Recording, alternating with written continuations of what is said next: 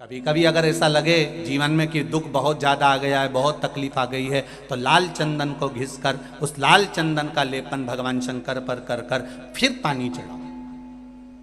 अगर कोई संकट भारी है और निकट रहा,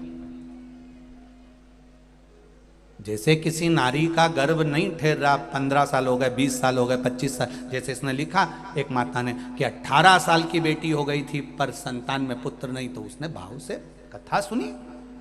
ऐसे आपके भीतर अगर 20 साल हो गए, 25 साल हो गए, 30 साल हो गए, संतान का सुख ही नहीं है, लाल चंदन का लेपन बाबा भोलेनाथ पर करना प्रारंभ करो। पीठिका पर लाल चंदन का लेपन करना प्रारंभ करो। लाल चंदन से बाबा का श्रृंगार करना प्रारंभ करो। एक बेलपत्री पर लाल चंदन, दोनों पत्ती नीचे वाली, जो नीचे की जो 2 पत्ती होती है, इस पे लाल चंदन और बीच वाली पत्ती पर पीला चंदन लगाकर बाबा के शिवलिंग को समर्पित करिए। बाबा से प्रार्थना करिए, रोज प्रार्थना करो। परंतु एक बात का स्मरण रहे, 25 साल हो गए, 20 साल हो गए, 30 साल हो गए, संतान नहीं, तो पहले जल से अभिषेक कराना। अभिषेक कराकर उस जल का आचमन करने के बाद हाथ को खासा करना, धोना। उसके बाद में फिर वापिस बाबा का स्नान कराओ, फिर चंदन का लेपन कराओ, फिर 1 लोटा जल चढ़ाकर बाबा का स्नान कराओ। बाबा का बड़ा सुंदर भाव से लाल चंदन से जो अभिषेक करता है, बाबा को लेपन कर कर फिर जल चढ़ समर्पित करता है, निश्चित है उसकी गोदी मेरा देव अधिदेव महादेव जरूर भरता है। ये निश्चितता है।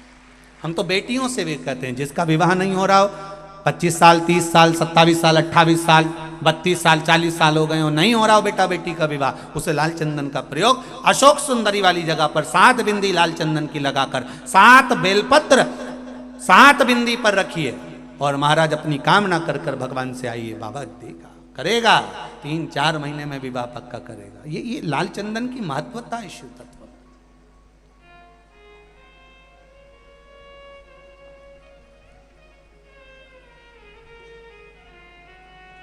रोग बढ़ गया, बेलपत्री के वृक्ष के नीचे दीप लगाना प्रारंभ करो। बाबा से विनती कर कर घी का दिया लगाइए बेलपत्र वृक्ष के नीचे, बाबा से निवेदन करिए, रोग निवारण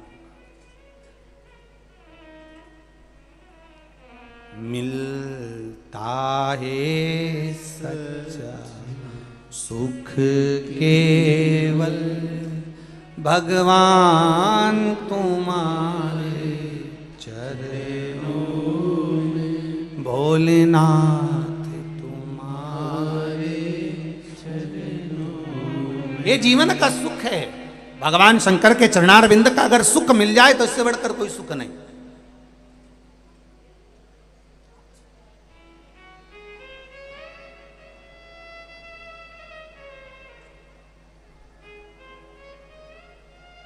चित्तवृत्ति में शिव को समाइए।